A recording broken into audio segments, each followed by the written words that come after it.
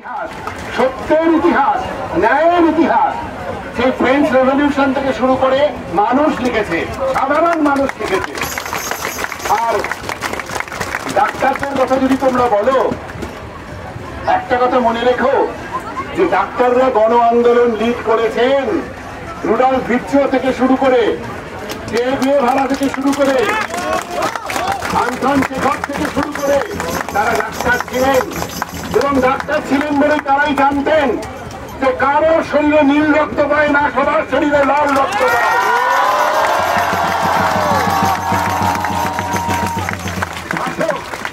শাসক শ্রেণী বরাবর ভাগ করে গেছে মানুষকে, ডিভাইড অ্যান্ড রুল। এ অমুক এ তমুক, জাতিগত, ধর্মগত, ভাষাগত, গায়ের চামড়া, খালি ভাগ করো আর রুল করো, এদের মধ্যে লড়িয়ে দাও। সেই জন্য ডাক্তারের অবস্থানটা বরাবর হচ্ছে সেই একমাত্র প্রত্যক্ষ জ্ঞানে জানে যে মানুষের সঙ্গে মানুষের কোনো ভেদ নেই। মানুষই সত্য, মানুষই শেষ কথা বলে ইতিহাসে, এটা ডাক্তার ভেতরে নিজের জীবন দিয়ে জেনেছে।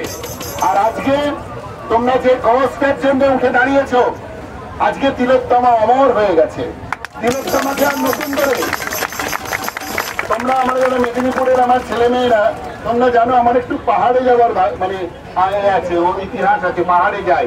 অলরেডি গত 3 দিন আগে আমাদের মাউন্টেনিয়ারিং কনভেনশনের একটা মিছিল হয়েছে ধর্মতলায়। সেখানে আমি প্রস্তাব দিয়েছি যে আগামী 1 বছরে পশ্চিমবঙ্গের যে কোনো ক্লাব থেকে হিমালয়ের কোন একটি 6000 মিটারের উপর শৃঙ্গ আননেম পিক যদি ক্লাইম্ব হয়, তার নাম মাউন্ট তিলোত্তমা দেওয়া হবে।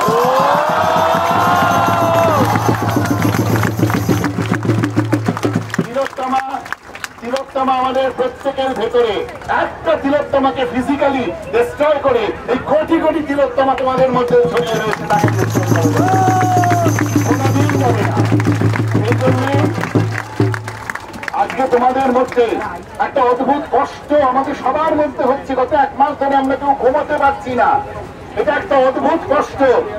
এই কষ্টের কোনো ব্যাখ্যা নেই। এটা কি দুঃখ, এটা কি ক্রোধ, এটা কি রাগ, এটা কি অভিমান, এটা কি আমরা জানি না কি? কারণ এটা আনপ্রেসিডেন্টেড। যে ঘটনাটা ঘটেছে সেটা আনপ্রেসিডেন্টেড। কোনোদিন কোনো সভ্যতার ইতিহাসে এটা ঘটেনি।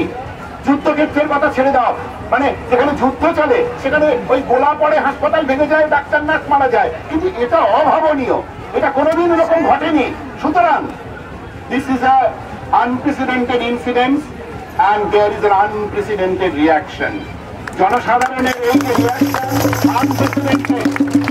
সেই জন্য শাসক শ্রেণী আজকে তোমাদের মধ্যে যে ক্রোধ জাগরিত হয়েছে, এই ক্রোধটা পবিত্র ক্রোধ। তোমাদের চোখের দিকে তাকাতে যে কোনো শাসক ভয় পাবে। কোন স্বৈরাচারী শাসকের ক্ষমতা নেই তোমাদের চোখের দিকে তাকিয়ে কথা বলে। তাদের সব অস্ত্র ভোতা হয়ে গেছে। তারা জানে না যে এই পবিত্র ক্রোধকে কি করে মোকাবিলা করতে হয়। সব শাসকের অস্ত্র মোকাবিলা ভোতা হয়ে গেছে। আজকে ছাত্র সমাজ যাচ্ছে।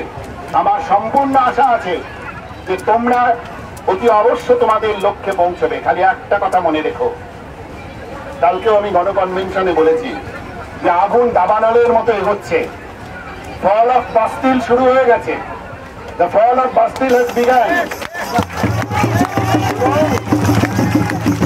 এখান থেকে একটা ভীষণ রকমের ষড়যন্ত্র চলবে এই আগুনটাকে ঘুরিয়ে একটা ব্লাইন্ড চ্যানেলে ঢুকিয়ে দিয়ে যাতে নষ্ট করে দেওয়া যায়। খুব সতর্ক থেকো, এই আগুন যেন ব্লাইন্ড চ্যানেলে না ঢুকে নষ্ট না হয়। এবং যে বাস্তিল দুর্গের পতন করার জন্য আগুন চলেছে, সেই বাস্তিল দুর্গের পতন না হওয়া পর্যন্ত এই আগুন থামবে না।